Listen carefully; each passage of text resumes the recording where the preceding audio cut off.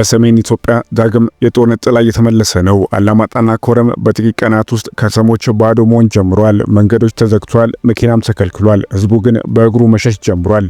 የኢትዮጵያ መከላከያና ፌዴራል ኃይሎች ከአላማጣ ኮረም መውጣታቸው ተዘግቧል። ከዚህ በኋላ ግን የመጣው ዝምታ ሳይሆን ፍርሃት ነበር። ዲፕሎማቲክ ምንጮች ምን ይላሉ?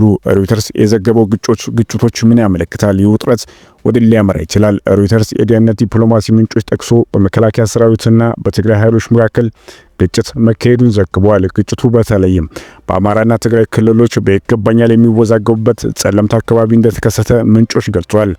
አንድ የደህንነት ምንጭ ሁኔታው የተባባሰ እየሄደ ነው ሲል ለዜና ወኪሎቹ ተናግሯል። በአላማጣና ኮረም ነዋሪዎች ለደህንነታቸው በመስጋት ከተሞችን ለቀው ወደ ቆቦና ወልዲያ እየሸሹ ናቸው። መኪና ተከልክሏል፣ ንብረት መውሰድ አይቻልም፣ ብዙዎች በእግራቸው ጫካ ለጫካ መሄድ ተገዷል ሲሉ ነዋሪዎች ተናግሯል። ግጭት እንዳይቀሰቀስ እንፈራለን፣ ታጣቂዎች የሚወስዱት እርምጃ ስጋት ፈጥሮብናል ሲሉ ስጋታቸውንም ገልጸዋል።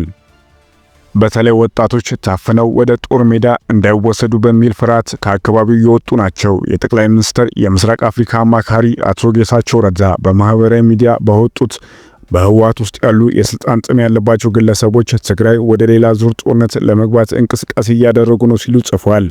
ነገር ግን ከፌዴራል መንግስትም ከትግራይ ጊዜያዊ አስተዳደርም እስካሁን ድረስ ግልጽ የሆነ መግለጫ አልተሰጠም። ከሁለት ዓመታት በኋላ የጦርነት በኋላ የተገኘው ሰላም እንደገና በአደጋ ላይ ነው። አላማጣና ኮረም ዛሬ የሚያሳዩ ምልክቶች ሌላ ዙር ጦርነት እየቀረበ መሆኑን ያመለክታል። ወይስ ይህ ሁሉ በዲፕሎማሲ ሊቆም ይችላል? እውነቱ ግን አንድ ነው።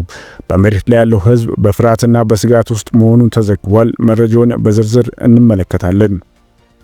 የኢትዮጵያ መከላከያ ሰራዊትና የፌዴራል ኃይሎች ከአላማጣና ኮረም ከተሞች መውጣታቸው እየተዘገበ ባለበት ወቅት ነዋሪዎችም ለደህንነታቸው በመስጋት እየሸሹ መሆናቸውን ለቢቢሲ ገልጿል። ግጭቱ ይቀሰቀሳል በሚልና ታጣቂዎች የሚወስዱት እርምጃ ስጋት ፈጥሮብናል ያሉ ነዋሪዎች ወደ አጎራባች አካባቢዎች በመጓዝ ላይ መሆናቸውን ነዋሪዎች ተናግረዋል።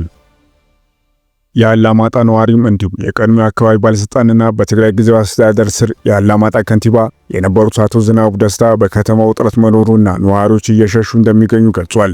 ስማቸው እንዳይጠቀስ የጠየቁት ቢቢሲ ያነጋገራቸው ግለሰብ ከአላማጣ ሸሽተው ወደ ቆቦ መሄዳቸውን ተናግሯል።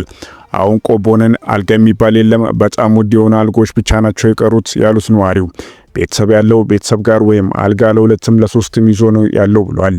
አብዛኛው ወጣት እየወጣ ያለው ታፍኖ ወደ ጦር ሜዳ እንዳያሰለፍ ለማምለጥ ነው። ሁሉም መሸሽ ነው የሚፈልገው ሲሉ አክለው ገልጿል። ኮማንድ ፖስት ማለት የመከላከያ ታጣቂዎችና የፌዴራል ታጣቂዎች ራሳቸው ብቻ መታደግ ጀምሯል። እነሱ ካምፓቸውን ለቀው ሲወጡ ህዝቡ በእግሩ መውጣት ጀምሯል ብሏል። አብዛኛው ወጣት እየወጣ ያለው ታፍኖ ወደ ጦር ሜዳ እንዳይሰለፍ ለማምለጥ ነው። ሁሉም መሸሽ ነው የሚፈልገው ሲሉ አክሏል።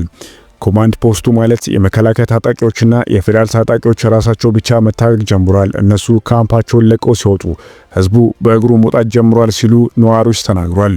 ሐሙስ ጧት በአንድ መኪና የወጡ ሰዎች እንደነበሩ ጠቅሰው አሁን መኪናም ታግዶ አያስወጡም፣ ንብረትም ይዞ መውጣት አይቻልም ሲሉ ገልጿል። የከተማ ነዋሪዎች ረቡዕ ጥር 20 2018 ዓመት ምሽት ጀምሮ በእግራቸው እንደወጡ ገልጸው በእግር ጫካ ለጫካ ነው የወጣ ነው፣ አሁን ደግሞ የጫካውን መንገድ ሰምተው ጫካውንም ዘግተውታል ሲሉ አክለው ገልጿል። የመከላከያ ሰራዊትና የፌዴራል ኃይሎች ካምፓቸውን ወጥተው አፈግፍጓል ሲሉ ደንግጠናል በማለት በህዝብ ዘንድ የተፈጠረውን አብራርቷል። በአላማጣ ከተማ የተለያዩ የአስተዳደር ቢሮዎች ሰራተኞች ወደ አንድ ቦታ መሰብሰብ መጀመራቸው ከተሰማ በኋላ ወደ ማታ አካባቢ የትግራይ አመራሮች ተቃዋሚዎችን መያዝ ጀምሯል ሲሉ ገልጿል። መከላከያ ሰራዊትና የፌዴራል ኃይሎች ረቡዕ ሌሊት ከ8 እስከ 10 ሰዓት ባለው ጊዜ መውጣት መጀመራቸውን ተናግረው ሲቪሎች ተናግጠው ሌሊት 5ም 6ም ሰዓት መውጣት ጀምሯል ሲሉ ለቢቢሲ ተናግረዋል። ነዋሪዎቹም አክለው ምንም ተኩስ አልነበረም፣ የሆነው ቢሮ ሲቆጣጠሩ ባንዲራ ይሰቅላሉ፣ ወደ ላይ ይተኩሳሉ፣ የተኩስ ልውውጥ አልተካሄደም። አርሚ 24 እና አርሚ 32 የሚባል በከፍተኛ ቁጥር እየገባ ነው ብለዋል። ለደህንነታቸው ሲባል ስማቸው እንዳይገለጽ ያልፈለጉት አንድ የቀድሞ የአካባቢው ባለስልጣን የፌዴራል ኃይሎች ከተማውን ለቀው ሲወጡት ሌሊት 8 ሰዓት ጀምሮ እንደሆነ ለቢቢሲ ገልጸዋል። አወዛጋቢ ቦታ ነው። ፌዴራል ነበር የሚቆጣጠረው። በሁለቱም ወገን ያለው የመንግስት መዋቅር ፈርሷል። ኮማንድ ፖስት ነበር የሚያስተዳድረው ሲሉ ገልጸዋል። የቀድሞ ባለስልጣናት አክሎም አሁን ግን ሙሉ በሙሉ ሰራዊቱ ስለወጣ ሙሉ ሌሊቱን በታጣቂዎች ሰው ሲታሰርና ሲታፈን ነው ያደረው ሲሉ ገልጿል። ዝርፊያም እየተፈጸመ ነው። ብዙ ነዋሪ ወደ ቆቦና ወልዲያ ሸሽቷል ወጥቷል ብሏል። በአካባቢው ምንም አይነት ተኩስ እንዳልነበረ ነዋሪዎች ለቢቢሲ ገልጸው የትግራይ ኃይሎች የተለያዩ አርሚዎች ሲያስጠጉ ስለነበር የፌዴራል ኃይሎችን ለመሰብሰብ ብለው ከስፍራው ሲያወጣ እንዳልቀረ አመላክቷል። በአካባቢው ያለው ሁኔታ ወደ ግጭት የሚያመራ ይመስለኛል ያሉት የቀድሞ የአካባቢው ባለስልጣን ሰራዊቱ አሁንም ወደ ቆቦና ጩቤ የተባለ አካባቢ እንደሰፈረ ተናግሯል። የትግራይ ኃይሎች ቀድሞም ከተማው ውስጥም ገጠርም አካባቢ ነበሩ ያሉት የቀድሞ ባለስልጣን የተለያዩ ወንጀሎች ቢፈጸምም የኃይል መመጣጠን ስላልነበረ መከላከያ ፌዴራልና ፖሊሶች ማስቆም አልቻሉም ሲሉ ገልጸዋል። አሁን ላይ ሙሉ በሙሉ አካባቢው በትግራይ ኃይሎች ስር እንደሚገኝ አክለው ገልጸው በነዋሪዎች ዘንድም ከፍተኛ የሆነ ሽብርና ስጋት እንዳለም ገልጸዋል። በትግራይ ጊዜያዊ አስተዳደር ስር የአላማጣ ከተማ ከንቲባ የነበሩት አሁን ላይ የከተማው ሁኔታ በቅርበት የሚከታተሉት አቶ ዝናቡ ደስታ ከ2 ሰዓታት ቀናት በፊት ጦርነት የሚያንጸብር አካባቢ በጸለምት በይፋ ጀምሯት ሲሉ ለቢቢሲ ተናግሯል። አሁን 2013፣ 2014 እና 2015 ተመሳሳይ የሆነ በወጣቱ ላይ እልቂት ጀምረዋል ሲሉ ተናግሯል። ቶሎ ብሎ ሊቋረጥ ካልቻለ መልሶ የትግራይ ሕዝብ በተለይም እናቶች የሚያለቅሱበት ነው የሚሆነው ሲሉ ስጋታቸውን ገልጸዋል።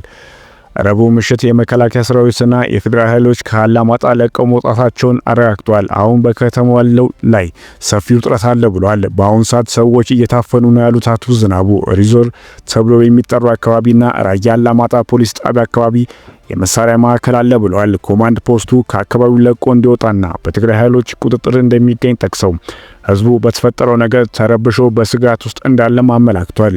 የመከላከያ ሰራዊትና የፌዴራል ኃይሎች ሲወጡ የተኩስ ልውውጥ እንዳልነበር ተናግረው አሁን ግን የጦርነት ድምፅ አለመሰማቱ እንጂ የጦርነት ድባብ ነው በአካባቢው ያለው ብለዋል። ህብረተሰቡ በትልቅ ውጥረትና ስጋት ላይ ነው ያለው፣ እየታሰረ እየተዘረፈ ነው ያለው፣ ስርዓተ አልበኝነት ነግሷል ሲሉ ለቢቢሲ ገልጸዋል። ቢቢሲ ያነጋገራቸው ነዋሪዎች የቀድሞ የአካባቢው ባለስልጣንና አቶ ዝናቡ ዝርፊያና እስራትና አፈና እየተፈጸመ መሆኑ ቢናገሩም ቢቢሲ ከገለልተኛ ወገን ክሶች ማጣራት እንዳልቻለ ነው የተናገረው። ስላለው ወቅታዊ ሁኔታ ከትግራይ አስተዳደር ሆነ ከፌዴራል መንግስት በኩል እስካሁን በይፋ የተገለጸ ነገር ባይኖርም በሌላ አካባቢ በመከላከያ ሰራዊትና በትግራይ ኃይሎች መካከል ግጭት መከሰቱን ዲፕሎማቲክ ምንጮች ተናግሯል።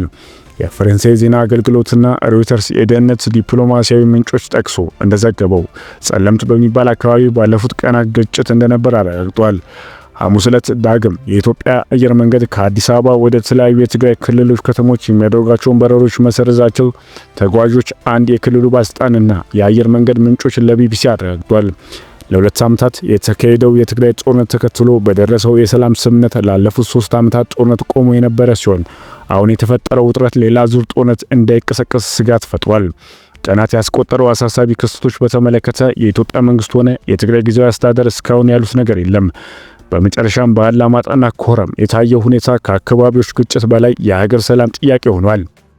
ከ2 ዓመታት የደም እንባ በኋላ ህዝቡ የሚፈልገውን ጦርነት ሳይሆን ዘላቂ ሰላም ነው። ነገር ግን በመሬት ላይ የሚታዩ ምልክቶች ይህ ሰላም ገና እንዳልተጠናከረ ያሳያል። የፖለቲካ መሪዎች የጦር መንገድ ሳይሆን የውይይት መንገድ እንዲመርጡ ጊዜያዊና ምክንያታዊ በግጭት ጀርባ የሚከፍለው ዋጋ ሁሉም ንጹሃን ዜጎች ናቸው። ዛሬ ዝም ማለት ነገ ከፍተኛ ዋጋ ሊያስከፍል ይችላል። ስለዚህ ሰላም መምረጥ አማራጭ ሳይሆን ግዴታ ሆኗል።